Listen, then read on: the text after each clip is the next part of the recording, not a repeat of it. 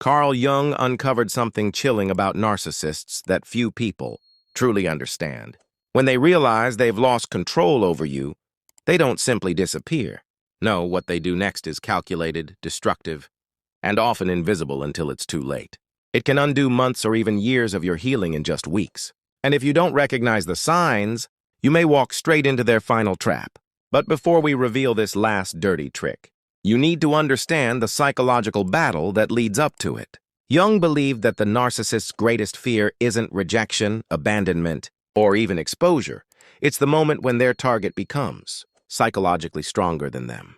Through his study of the shadow self, Jung discovered that narcissists maintain the illusion of superiority by projecting their internal weakness onto others. This projection becomes their armor. But when you start to heal, when you draw healthy boundaries and stop playing their games, that armor begins to crack. Jung called this moment the power inversion crisis, and it changes everything. Because narcissists aren't looking for love in the way most people are. They're searching for dominance, for someone to feed their ego and reflect back a distorted image of strength. Jung found that many narcissists operate from an inflated ego, a hollow, brittle state of being that demands constant validation. When you were broken, insecure, or eager to please, you were perfect for them. You validated their false superiority. You were their fuel. But the moment you stop needing them, when you step into your true power and start trusting yourself, you threaten their entire identity. And that's when they unleash what Jung warned was their most insidious weapon. It starts with something subtle but devastating: psychological projection warfare. They no longer mock your weaknesses. Now they attack your strength. You'll hear things like, "You've changed and not for the better. You used to be so kind. Now you're just cold. You've become arrogant. Success has gone to your head." This isn't random criticism. Jung believed that narcissists instinctively know which parts of you are beginning to thrive, and they attack those exact traits. He called this strength shaming. If you've become more assertive, they'll call you aggressive. If you've learned to say no, they'll say you've become selfish. If you've grown more confident, they'll accuse you of being narcissistic. Why? Because your growth makes them feel powerless. And if they can make you doubt your progress, they might be able to regain control. But if that doesn't work, they'll escalate to a far more cunning tactic: nostalgic manipulation. They'll say things like, "Remember how happy you used to be? I miss the old you before all this self-help stuff. We were so good together before you changed." Jung described this as a kind of emotional time travel, a manipulation meant to pull you back into a version of yourself that was easier for them to control. They're not missing you. They're missing the controllable you. And here's where it gets truly dark. If both strength shaming and nostalgic manipulation fail, they will use their final, most dangerous move: manufactured vulnerability. According to Jung, narcissists are experts at recognizing your deepest values and turning them against you. When you're finally strong, clear-headed, and free, they suddenly break down.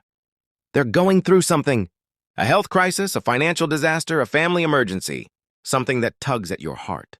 And they time it perfectly. Jung found that this isn't coincidence. It's strategic. Narcissists take mental notes of your compassion triggers, your need to help, your guilt, your empathy. And when they feel you slipping away, they'll stage a crisis that pulls you right back in. Here's what's terrifying.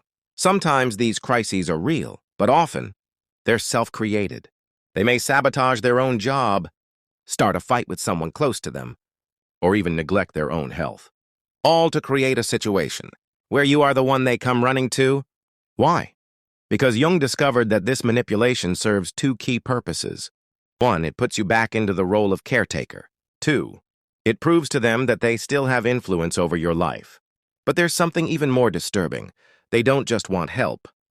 They want your strength. Jung noticed that narcissists will ask you to violate your own boundaries under the guise of needing support. "I know you don't usually lend money, but please, just this once. I know you need space, but I'm really struggling right now. I know you're trying to heal. But can't you just be here for me like you used to?" Each "just this once" is designed to slowly dismantle your progress. They're not asking for support. They're testing to see if their crisis still matters more than your healing. And if you fall for it, Jung warned, you risk collapsing the entire foundation you've built. The most dangerous part of manufactured vulnerability is that it feels real. They may genuinely be crying. They may genuinely be suffering.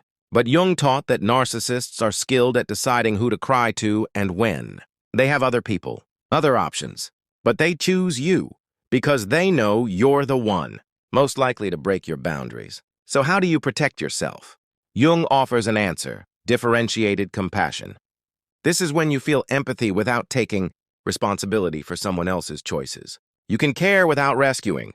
You can love without abandoning yourself. Jung said, "The privilege of a lifetime is to become who you truly are." So when a narcissist tries to suck you back in with crisis, ask yourself, is helping them helping me become who I truly am? Or is it stopping me from becoming that person?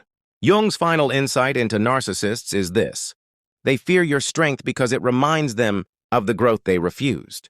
Your evolution is a mirror to their stagnation. And every time you maintain your boundaries, every time you choose your healing over their chaos, you reveal the truth: they never had power over you. Jung said real power isn't about being invulnerable to manipulation. It's about seeing it, naming it, and walking away anyway. Because at the end of the day, their last trick only works if you forget who you are. But the moment you recognize it for what it is, a desperate bid for control, you step fully into freedom. Carl Jung taught that when you become unconquerable, when you refuse to be pulled back into their darkness, you begin living from your truth. And no crisis, no lie, no manipulation is worth giving that up. Thank you for watching. If this resonated with you, please subscribe and share this with someone who might need it.